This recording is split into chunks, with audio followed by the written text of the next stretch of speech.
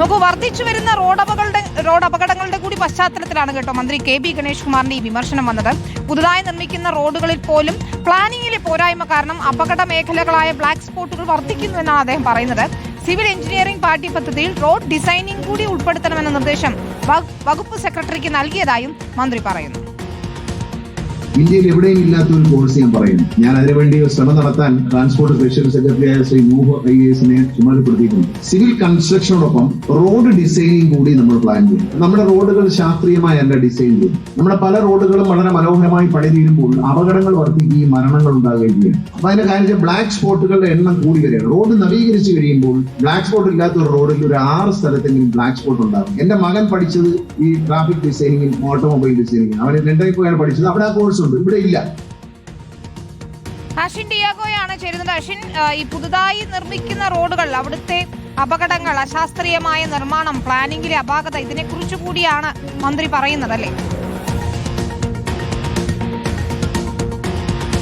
വിനിത, തീർച്ചയായും കഴിഞ്ഞ വർഷം നമ്മൾ കണ്ടതാണ്. കഴിഞ്ഞ വർഷം ഏറ്റവും കൂടുതൽ അപകടങ്ങൾ നടന്ന ഒരു വർഷം കൂടിയായിരുന്നു. ഇതേ തുടർന്ന് നടത്തിയ ഒരു പഠനം, ഈ പഠനത്തിലാണ് ഇത്തരത്തിൽ ബ്ലാക്ക് സ്പോട്ടുകൾ കേരളത്തിൽ വർദ്ധിച്ചു വരുന്നു എന്നുള്ളൊരു കണ്ടെത്തൽ ഉള്ളത്. ഈ കണ്ടെത്തലിന്റെ പശ്ചാത്തലത്തിലാണ് നിലവിൽ ഇപ്പോൾ കെ.ബി. ഗണേഷ് കുമാറിന്റെ പ്രതികരണം വന്നിട്ടുള്ളതും ചെയ്തിട്ടുള്ളത്. ഇതിൽ ഏറ്റവും പ്രധാനപ്പെട്ടത് എന്താണ് ഈ ബ്ലാക്ക് സ്പോട്ടുകൾ എന്നുള്ളത് ഞാൻ ആദ്യം പറഞ്ഞു തരാം. അതായത് ഒരു നിശ്ചിത ദൂരപരിധിക്കുള്ളിൽ നിശ്ചിത കാലയളവിൽ ഏറ്റവും കൂടുതൽ അപകടങ്ങൾ സംഭവിക്കുകയോ അല്ലെങ്കിൽ ജീവൻ നഷ്ടപ്പെടുകയോ ചെയ്യുകയാണെങ്കിൽ ആ സ്ഥലങ്ങളെയാണ് നിലവിൽ ഇപ്പോൾ ബ്ലാക്ക് പോയിന്റുകൾ എന്ന് പറയുന്നത്. എങ്ങനെയാണ് ഈ ബ്ലാക്ക് പോയിന്റുകൾ ഉണ്ടാകുന്നത്? അതായത് കാഴ്ച മറിയുന്ന തരത്തിൽ ബിൽഡിങ്ങുകളോ അല്ലെങ്കിൽ മരത്തിന്റെ ശിഖരങ്ങളോ റോഡിലേക്ക് ചാഞ്ഞു നിൽക്കുന്നുണ്ടെങ്കിൽ എതിർദിശയിൽ നിന്ന് വാഹനങ്ങൾ കാണാൻ കഴിയാത്ത സാഹചര്യമാണ് നിലവിലുള്ളത് എങ്കിൽ, അത് മാത്രമല്ല ദിശാസൂചികകൾ, മുന്നറിയിപ്പ് ബോർഡുകൾ ഇല്ല എന്നുണ്ടെങ്കിൽ, അതുപോലെ തന്നെ അപ്രതീക്ഷിതമായ കയറ്റമോ അല്ലെങ്കിൽ ഇറക്കമോ യൂറ്റേണോ ഇങ്ങനെയുള്ള സ്ഥലങ്ങളിലാണ് നിലവിൽ ഇപ്പോൾ ബ്ലാക്ക് സ്പോട്ടുകളായി കണ്ടെത്തി അതിനെ മാർക്ക് ചെയ്യുന്നത്.